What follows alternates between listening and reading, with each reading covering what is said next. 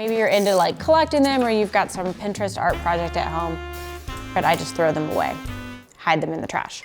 All right, so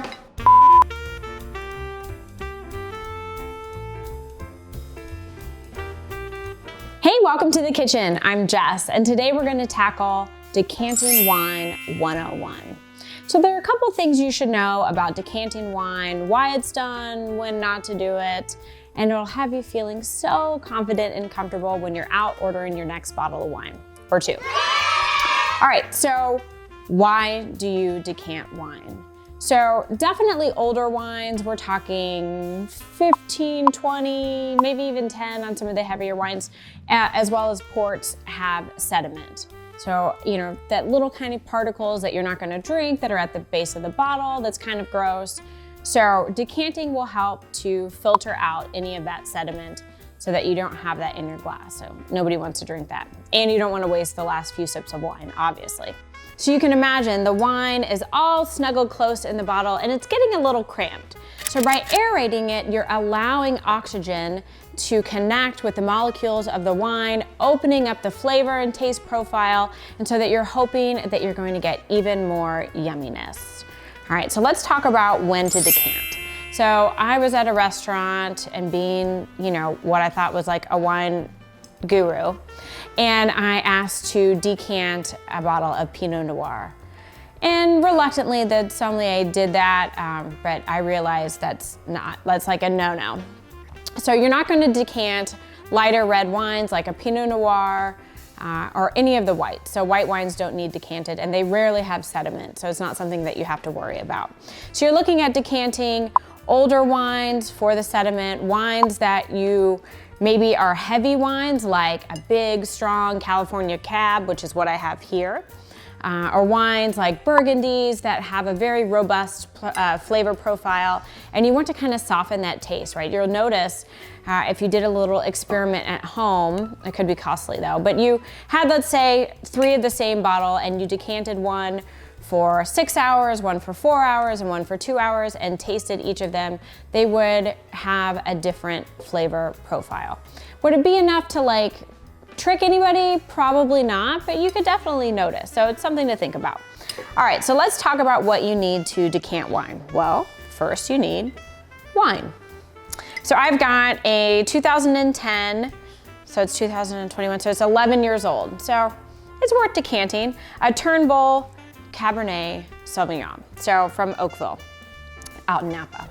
All right, so first you need your wine, and then you're gonna need some kind of filter or aerator. So I have one of these, it's got a big screen, so that's gonna catch the sediment. And then it also has this, it's had a lot of use. It also has this little kind of almost tornado-like effect under here, and it will actually aerate the wine, swirl it around as it comes down.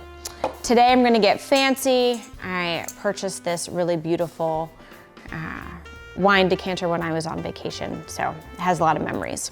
But it's got a tiny little filter that's gonna go right in the base of that. So the tiny little screen's gonna go right in there. And then you need some kind of vessel to decant it in. So often they're crystal or glass. This one says, "In vino veritas," in wine there is truth.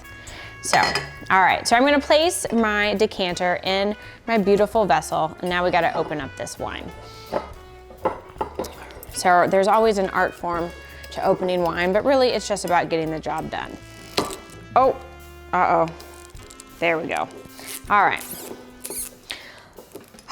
Such a good sound of that cork coming out of the bottle. Right, so why do people smell the cork? To see if maybe it has a cork smell, which kind of smells like dirty socks. But I met someone that really likes that wine, so to each their own. But this wine smells pretty good. And I don't know why restaurants leave it on the table, because it ends up just being cluttered. So I don't, maybe you're into like collecting them, or you've got some Pinterest art project at home, but I just throw them away, hide them in the trash. All right, so I've got my wine here, I've got my decanter, I have my screen, I have my vessel. Now to decanting the wine.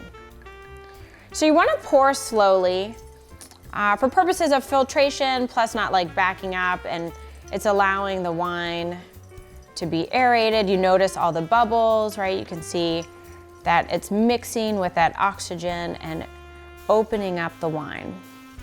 So if you're really good, if you're having a party, you could decant wine hours before guests arrive and just maybe taste it along the way, and don't get too drunk before your party starts. But you would notice how the flavor profile changes, but you're also at risk of oxidizing the wine or having it go flat, so it's a risky business. Sometimes just decanting it right before you're drinking it is just fine, or not decanting it at all. All right, to each their own. All right, so I still have a little bit more. I can see the sediment in, and I'm actually gonna pour it through so you guys can see that. Oh yeah. All right, so I don't know if you can see that, but there's all kinds of really nice sediment there in the bottle. And if I take this decanter out, and you guys can see that as we zoom in. Oh, let's see that screen. Oh yeah, all that nice sediment. So really I'm just gonna rinse this off. Oh, I'm making a mess. So I'll just rinse this off and use that have it ready for a later use. All right. So really after that, the wine's nice and decanted and you're really ready to pour yourself a glass. Plus this makes a really nice presentation of placing this on the table or if you're having guests over. But let's taste. All right, I have my nice Cabernet glass here. All right, so this is a 2010 Oakville. And you always pour the wine really just a quarter of the way full. So why do you see people doing this swishing thing? Same reason, they're aerating the wine, right? You see people smell it first. Maybe they're checking it if it's corked, seeing what the nose is like. And then you hear people using words like deep cherry and oak, smell of coffee and tobacco. Really, it just matters if you like it or don't. You don't have to get super fancy. Although my dad is a sommelier and he might say otherwise. Smells good.